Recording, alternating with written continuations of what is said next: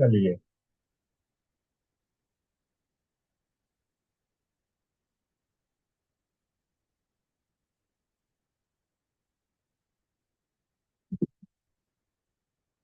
हाँ जी, प्रारंभ करते हैं। अपने अपने मोबाइल उस पर ले आइए, वीडियो पर ले आइए। कृष्णाय वासुदेवाय हरये परमात्मने प्रणतक्लेशनाशाय गोविंदाय नमो नमः। गोविंदाय नमो नमः। गुरुर्ब्रह्मा गुरुर्विष्णु गुरुर्देवो महेश्वरः। गुरु साक्षात् परब्रह्म तस्मै श्री गुरुवे नमः। श्री गुरुवे नमः।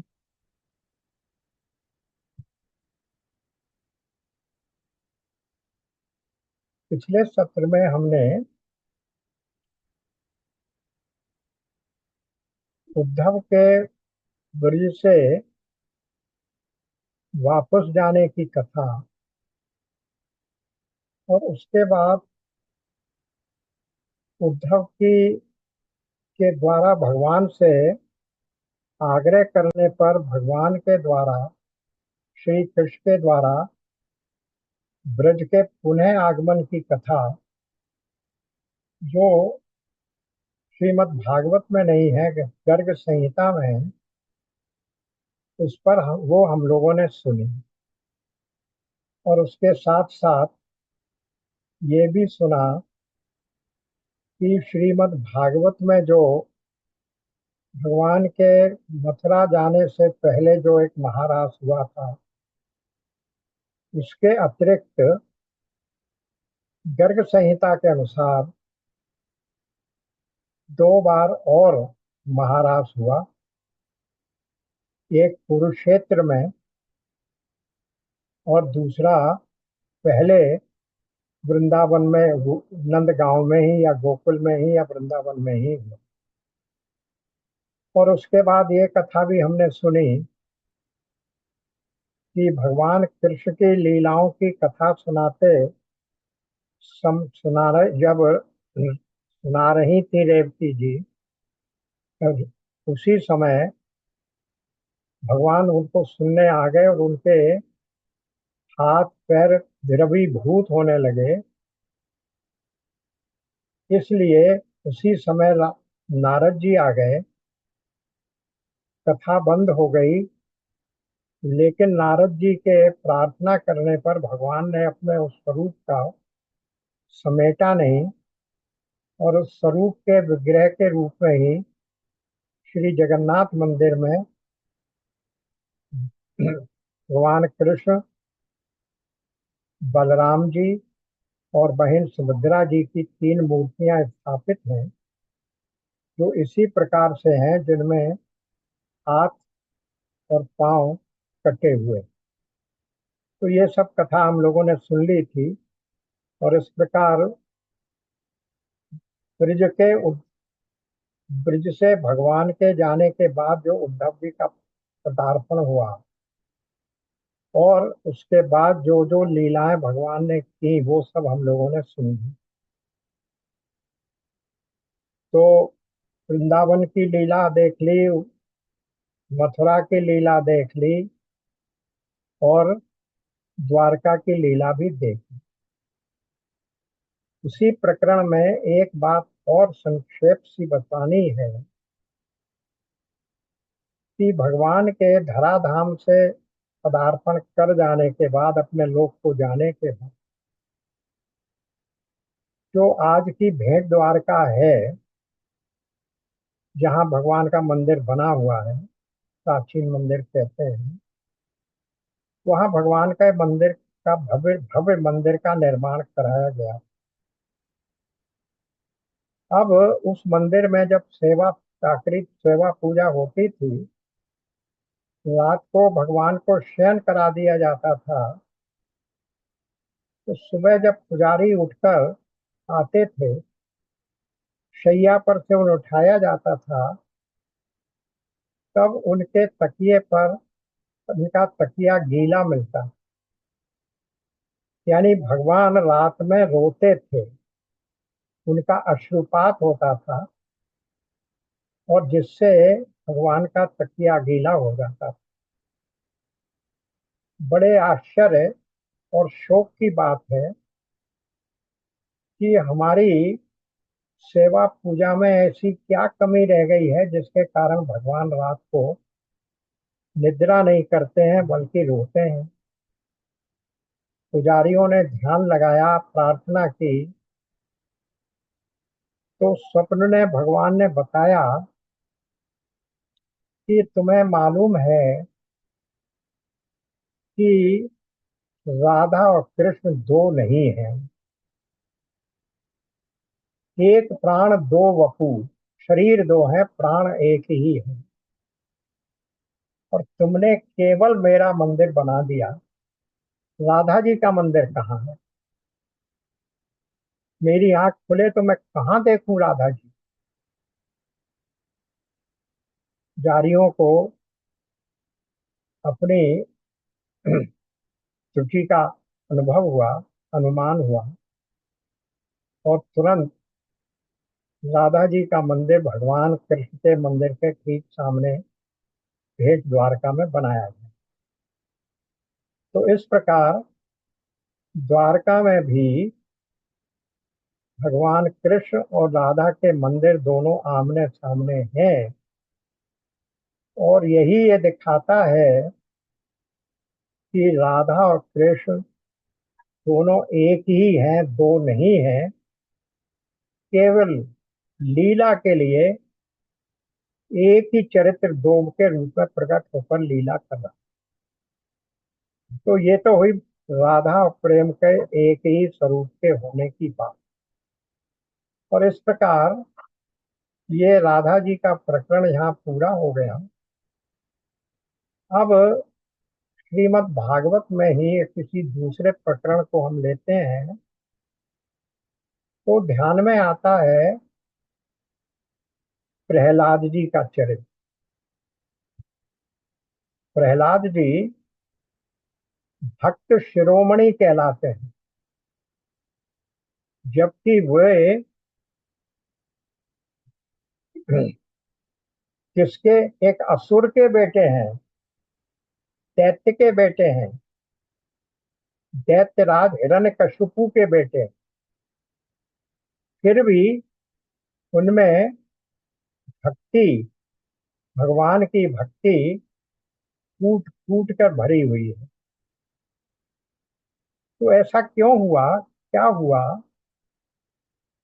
कि सब असुर के बेटे होते हुए भी जो हिरण्यकशिपु कहता था कि जो व्यक्ति हरि का नाम लेगा उसका वध करा दिया जाएगा, उस जैसे हरि विरोधी व्यक्ति के यहाँ, राक्षस के यहाँ भगवान के भक्त प्रहलाद का जन्म हुआ। और वो भी इस कोटि का भक्त कि आज भी हम उनको भक्त शिरोमणि कहते हैं। भक्त तो बहुत हुए हैं भगवान, किंतु भक्त शिरोमणि तो प्रहलाद ही कहलाते हैं। वो कथा आप सब लोगों को मालूम है, उसके उसके विस्तार में नहीं जाना चाह रहा। केवल एक दो बात बताना आवश्यक है कि ऐसा क्यों हुआ कि प्रहलाद जी में इतनी भक्ति कूट कूट कर समा गई। वो कथा थोड़ा बैकग्राउंड समझना आवश्यक है। हुआ ये कि जब हिरण्यकशिपु ने सारी पृथ्वी पर राज्य कर लिया और देवताओं को प्राप्त होने वाले यज्ञ आदि, भजन कीर्तन आदि पर अंकुश लग गया, तो देवता बड़े दुखी थे। लेकिन उसकी शक्ति के आगे असहाय थे। तो क्या हुआ कि हिरण्यकशिपु ने ये सोचकर कि मुझे तपस्या करनी चाहिए और तपस्या करके मुझे ऐसा वरदान प्राप्त कर लेना चाहिए कि मैं अमर हो जाऊं, यानी मैं कभी नहीं मरूं। ये विचार करके वो तपस्या करने के लिए चला गया। जब वो तपस्या करने के लिए चला गया तो राजधानी खाली रह गई, राजगद्दी पर कोई दूसरा व्यक्ति आरूढ़ नहीं था। तो देवताओं ने सोचा कि ये सबसे उचित अवसर है कि हम इसके ऊपर आधिपत्य कर लें। इसलिए उन्होंने क्या किया, देवताओं ने क्या किया, इंद्र आदि देवताओं ने मिलकर हिरण्यकशिपु की राजधानी पर धावा बोला और वहां से उसकी पत्नी को पकड़कर ले आए। क्यों ले आए? उस समय हिरण्यकशिपु की पत्नी गर्भवती थी। तो देवता लोग हिरण्यकशिपु की पत्नी को बंदी बनाकर इसलिए ले आए कि हम ले जाकर इसका वध कर देंगे, और अगर माँ का वध हो जाएगा तो इसका गर्भ पैदा ही कहाँ से होगा, और अगर पैदा नहीं होगा तो हिरण्यकशिपु का यानी इन राक्षसों का वंश समाप्त हो जाएगा। इसलिए हमें आगे भविष्य में दैत्यों से युद्ध करने की या दैत्यों के अत्याचार झेलने का हमारे लिए अवसर समाप्त हो जाए। ये सोचकर वो देवता लोग उनकी पत्नी को पकड़कर ले जा रहे हैं। रास्ते में मार्ग में नारद जी मिल गए। नारद जी ने पूछा, इंद्र ये बताओ, इस बेचारी असहाय अबला को लेकर तुम कहाँ जा रहे हो और किस उद्देश्य से तुमने इसको बंदी बनाया है? देवताओं ने सब कथा सुनाई कि हम इसका वध कर देंगे, इसके साथ इसके पेट में जो हिरण्यकशिपु राक्षस का वीर्य पक रहा है, बीज पक रहा है, उसका नाश हो जाएगा। तो हम आगे भविष्य में राक्षसों के अत्याचारों से बच जाएंगे, राक्षस का वंश समाप्त हो जाएगा। नारद जी तो त्रिकालज्ञ हैं। उन्होंने देखा कि नहीं, ऐसा नहीं है। इस माता के पेट में तो परम भक्त, हरि का परम भक्त इसमें पनप रहा है, और इसलिए तुम इसका वध मत करो। वैसे भी नीति के अनुसार किसी भी गर्भावस्था में रहने हुई स्त्री का वध नहीं किया जा सकता है। ये देवताओं, तुम्हारे ऊपर बहुत भयंकर पाप पड़े। यहाँ तक कि परशुराम जी ने भी जब 32 बार पृथ्वी को क्षत्रिय विहीन किया था, तब वहां भी वो इस बात का ध्यान रखते थे कि जिस माता के गर्भ में कोई संतान पनप रही हो उसका वो वध नहीं करते थे। तो गर्भवती स्त्री का वध करना तो महापाप है, इसलिए तुम ऐसा पाप कर्म मत करो। दूसरे, इसके गर्भ में जो पनप रहा है वो तो परम भक्त, भगवान का भक्त होने वाला है, इसलिए तुम इसे मेरे आश्रम में छोड़ जाओ। देवताओं ने नारद जी की बात मानकर और उसको, गर्भवती महिला को वहां छोड़ दिया। अब हिरण्यकशिपु ने लगभग लगभग कहते हैं 12 वर्ष तक तपस्या की, जिसमें आप सब जानते हैं उसने मांगा कि मैं अमर हो जाऊं, मेरी मृत्यु कभी न हो। तो ब्रह्मा जी ने कहा कि ऐसा वरदान तो दिया नहीं जा सकता है, तुम कुछ और मांगो। और उसके बदले में उसने तमाम शर्तों वाला वरदान मांगा। दिन में न मरूं, रात में न मरूं, घर में न मरूं, बाहर न मरूं, इस माह में न मरूं, उस माह में न मरूं, इत्यादि इत्यादि। और ब्रह्मा जी ने बिना सोचे वो वर उसको प्रदान कर दिया, जिसके कारण से फिर भगवान और नर से न मरूं, पशु से न मरूं, अस्त्र से न मरूं, शस्त्र से न मरूं, इत्यादि इत्यादि जितनी भी कंडीशन हो सकती थी, ब्रह्मा जी ने वो वरदान दे दिया था। और इसीलिए ब्रह्मा जी की वरदान की मर्यादा को रखने के लिए ही भगवान को अवतार लेना पड़ा नरसिंह रूप में, आधा धड़ नर का और आधा धड़ सिंह का। क्योंकि उसने कहा था ना नर से मरूं ना पशु से मरूं, अब ये तो नर पशु हो गया, ना नर है ना पशु है। इसीलिए हिरण्यकशिपु का वध अधिक मास में किया गया, क्योंकि उसने कहा था 12 महीनों में किसी मास में न मरूं। तो एक अधिक मास और क्रिएट किया गया जिसमें उसको मारा गया। दहलीज पर रखकर उसके आंतें फाड़ी गई, क्योंकि उसने कहा था ना घर में मरूं ना बाहर मरूं। तो घर की दहली ना घर के अंदर है ना घर के बाहर। संध्या काल में माँ उसको के साथ उसका वध किया गया, क्योंकि ना दिन था ना रात था, इत्यादि इत्यादि। वो सारी शर्तें पूरी करने के बाद ही हिरण्यकशिपु का वध किया गया। तो इस प्रकार से जो प्रहलाद जी जो 12 वर्ष, सॉरी, प्रहलाद की माता जो 12 वर्ष नारद जी के आश्रम में रहीं, उन 12 वर्षों में नारद जी नित्य उनकी माता को भगवान की कथाएं सुनाते थे, भगवान की भक्ति के बारे में बताते थे, भगवान के स्वरूप के बारे में समझाते थे, इस प्रकार से।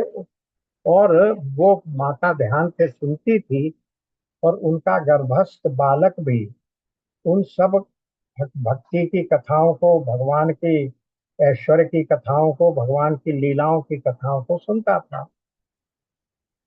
इस प्रकार से उस बालक के हृदय में, उसके चित्त में, उसके संस्कारों में भगवान की भक्ति जब वो गर्भस्थ ही था तभी दृढ़ हो गई।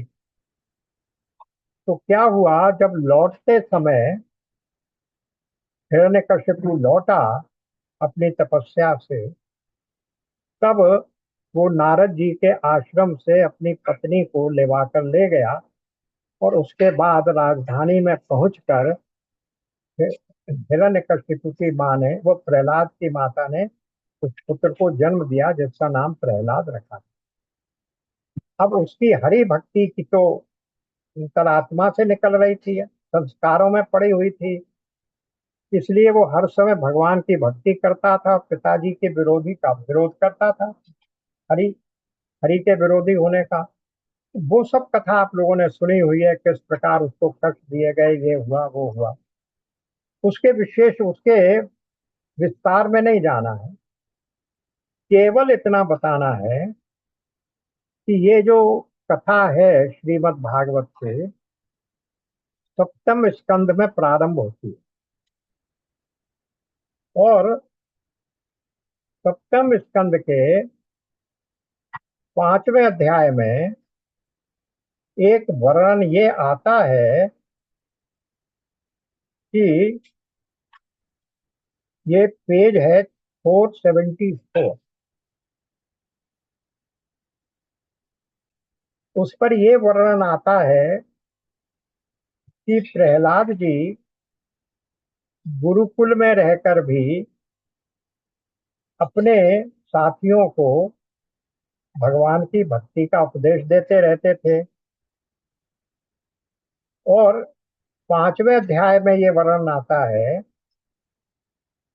कि प्रहलाद जी गुरुजी का पढ़ाया हुआ पाठ सुन लेते थे और उसे ज्यों का त्यों सुना भी दिया करते थे, किंतु वे उसे मन से अच्छा नहीं समझते थे, क्योंकि मूल उस पाठ का मूल आधार था अपने और पराये का आग्रह। एक दिन हिरण्यकशिपु ने अपने पुत्र प्रहलाद को बड़े प्रेम से गोद में लेकर पूछा। This is at page 474। बेटा बताओ तो सही, तुम्हें कौन सी बात अच्छी लगती है? प्रहलाद ने उत्तर दिया, पिताजी, संसार के प्राणी मैं और मेरे के झूठे आग्रह में पड़कर सदा ही अत्यंत उद्विग्न होते रहते हैं।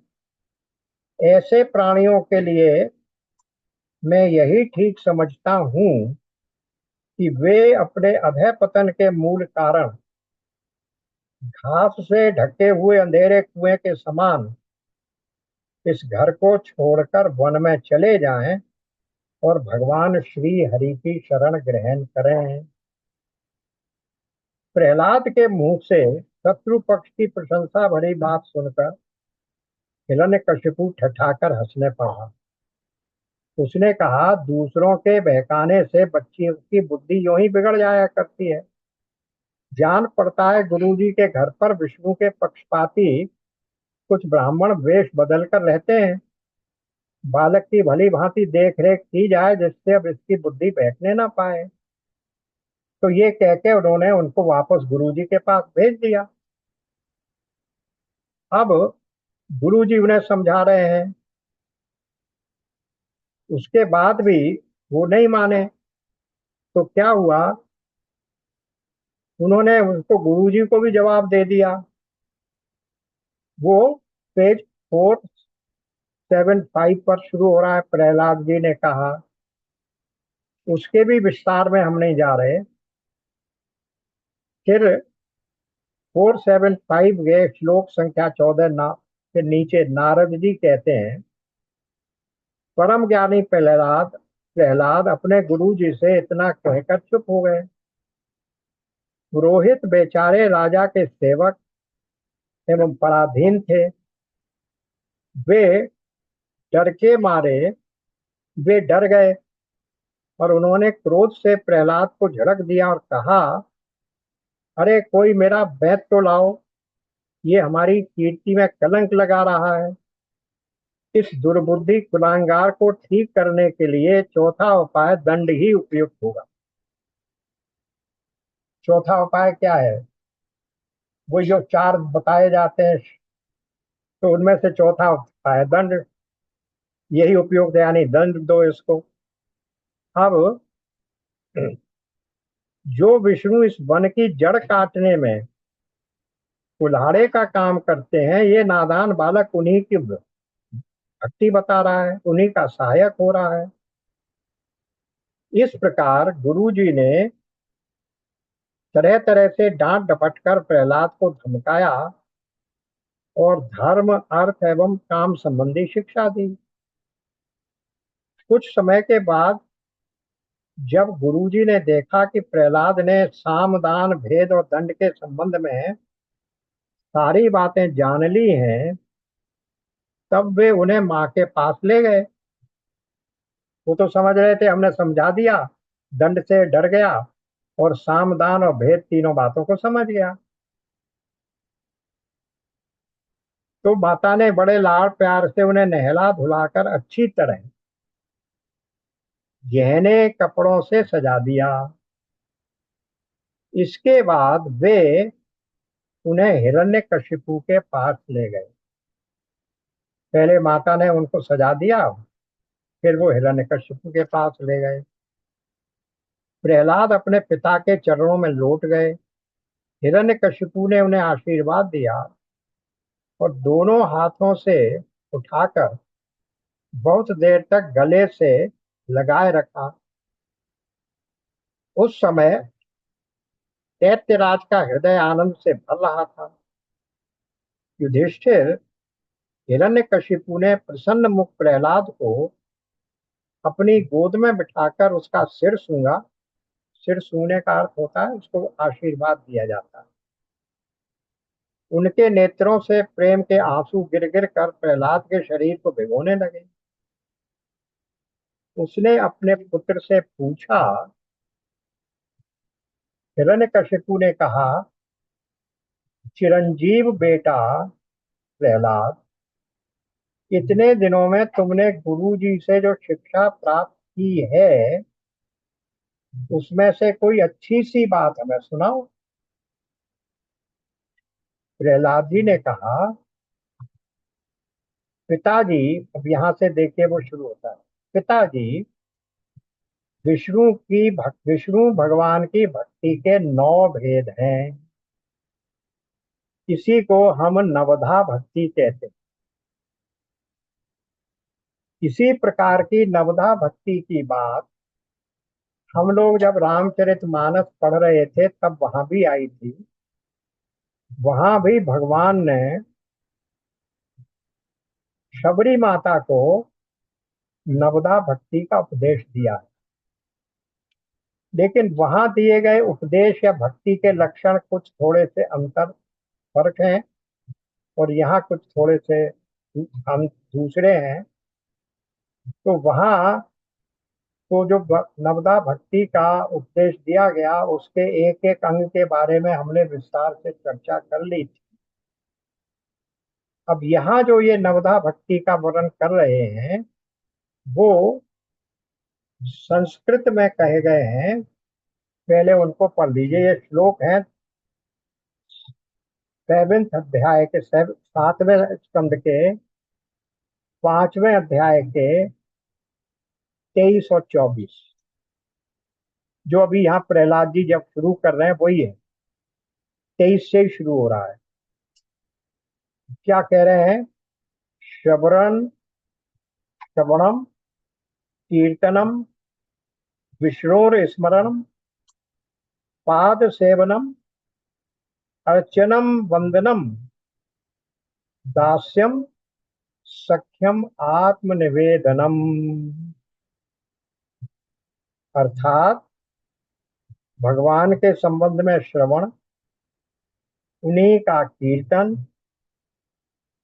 स्मरण, चरण सेवन, अर्चन यानी अर्चना, वंदन, दास्य सख्य और आत्मनिवेदन मूलक 9 लक्षणों वाली भक्ति यदि भगवान के प्रति समर्पण के भाव से की जाए तो मैं उसी को सर्वोत्तम अध्ययन समझता हूँ। यही बात यहाँ हमारी हिंदी के अनुवाद में कही गई है। प्रहलाद जी क्या कह रहे हैं? विष्णु भगवान की भक्ति के 9 भेद हैं। भगवान के गुण, लीला, नाम आदि का श्रवण, 1। उन्हीं का कीर्तन, 2। उनके रूप नाम आदि का स्मरण, 3।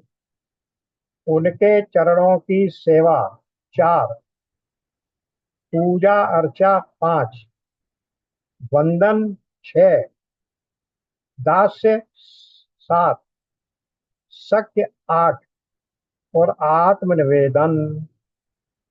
ये 9 प्रकार की भक्ति वहां बताई गई।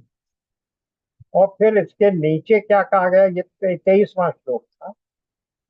24वें श्लोक में क्या कहा गया जो इसी में आ गया है? यदि भगवान के प्रति समर्पण के भाव से ये 9 प्रकार की भक्ति की जाए तो मैं उसी को उत्तम अध्ययन समझता हूँ। ये बात उन्होंने कही।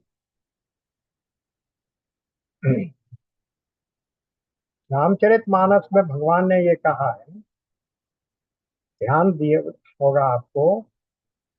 शबरी को कहा कि 9 भक्ति के लक्षण हैं किंतु इनमें से कोई एक भी लक्षण को पूरा कर ले तो वो मुझे प्राप्त हो जाए। और इसी बात, और फिर उनसे कहा कि महाराज तुझ में तो 9 के 9 लक्षण हैं जो मैंने भक्ति के बताए। तो वहां विद्वानों ने ये व्याख्या की है कि एक और तो भगवान कह रहे हैं मैं शबरी को नवदा भक्ति का उपदेश दे रहा हूं। अरे ये उपदेश क्या दे रहे हैं, तो उसकी स्तुति कर रहे हैं, कह रहे हैं तुझमें तो 9 के 9 लक्षण हैं, ये तो उसकी स्तुति हो रही है। यहाँ भी यही बात है कि इनमें से कोई भी एक भी लक्षण पूरा हो जाए तो वो पर्याप्त होता है। और 9 के 9 पूरे कर ले, 9 में से एक से अधिक भी कर ले, तो भी समर्पण के भाव से 9 प्रकार की भक्ति की जाए तो मैं उसी को उत्तम अध्ययन समझता हूँ।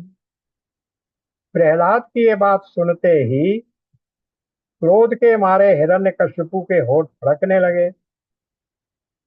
उसने गुरु पुत्र से कहा, ये नीच ब्राह्मण, ये तेरी कैसी करतूत है, दुर्बुद्धि। तूने मेरी कुछ भी परवाह न करके इस बच्चे को कैसी निस्सार शिक्षा दे दी है। अवश्य ही तू हमारे शत्रुओं के आश्रित है। संसार में ऐसे दुष्टों की कमी नहीं है जो मित्र का बाना धारण कर छिपे छिपे शत्रु का काम करते हैं, परंतु उनकी कलई वैसे ही खुल जाती है जैसे छिपकर पाप करने वालों का पाप समय पर रोग के रूप में प्रकट होकर उनकी पोल खोल देता है। ऐसा कह के उन्होंने गुरु पुत्रों को फटकारा। गुरु पुत्र ने कहा, इंद्र शत्रु, ये उसका क्या किया है, उसको इस नाम से संबोधन किया, इंद्र शत्रु, क्योंकि वो तो था ही इंद्र का शत्रु। तो ये न कह के महाराज, न कह के कुछ न कह के कहा, इंद्र शत्रु, आपका पुत्र जो कुछ कह रहा है वो मेरे या और किसी के बहकाने से नहीं कह रहा है राजन। यह तो इसकी जन्मजात स्वाभाविक बुद्धि है। समझ लीजिए, जन्मजात, क्योंकि वो तो पेट में ही पढ़ के ही आया था, जन्म से ही पढ़ के आया था ये बुद्धि। तो ये तो उसकी स्वाभाविक बुद्धि है। आप क्रोध शांत कीजिए, व्यर्थ में हमें दोष न लगाइए। जब गुरुजी ने ऐसा उत्तर दिया तब हिरण्यकशिपु ने फिर प्रहलाद से पूछा, क्यों रे, यदि तुझे ऐसी अहित करने वाली खोटी बुद्धि गुरु मुख से नहीं मिली तो बता कहाँ से प्राप्त हुई। प्रहलाद जी ने कहा, पिताजी, संसार के लोग तो पिसे हुए को पीस रहे हैं, चबाए हुए को चबा रहे हैं। उनकी इंद्रियां वश में होने न होने के कारण वे भोगे हुए विषयों को ही फिर भोगने के लिए संसार रूप घोर नरक की ओर जा रहे हैं। ऐसे ग्रहासक्त पुरुषों की बुद्धि अपने आप किसी के सिखाने से अथवा अपने ही जैसे लोगों के संगम से भगवान श्री कृष्ण में नहीं लगती। जो इंद्रियों से दिखने वाले बाह्य विषयों को परम इष्ट समझकर मूर्खतावश अंधों के पीछे अंधों की तरह गड्ढे में गिरने के लिए चले जा रहे हैं और वेदवाणी रूप रस्सी के काम कर्मों के दीर्घ बंधन में बंधे हुए हैं। यानी क्या कर रहे हैं, कामनाओं की पूर्ति के लिए कर्म कर रहे हैं, सकाम कर्म कर रहे हैं। उनको ये बात मालूम नहीं कि हमारे स्वार्थ और परमार्थ भगवान विष्णु ही हैं। ये सब समझा रहा है प्रहलाद बच्चा, पिताजी को समझा रहा है, पहले गुरुओं को समझा दिया। उन्हीं की प्राप्ति से हमें सब पुरुषार्थों की प्राप्ति हो सकती है। जिनकी बुद्धि भगवान के चरण कमलों का स्पर्श कर लेती है उनके जन्म मृत्यु रूप अनर्थ का सर्वथा नाश हो जाता है। परंतु जो लोग अकिंचन भगवत प्रेमी महात्माओं के चरणों की धूल में स्नान नहीं कर लेते, उनकी बुद्धि काम कर्मों का यानी सकाम कर्मों का पूरा सेवन करने पर भी भगवत चरणों का स्पर्श नहीं कर सकती। प्रहलाद जी इतना कहकर चुप हो गए।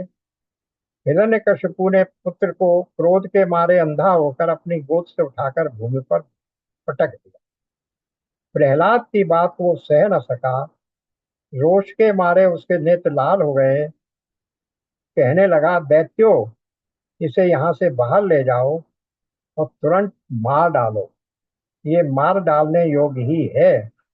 देखो तो सही, जिसने इसके चाचा को मार डाला। चाचा कौन था?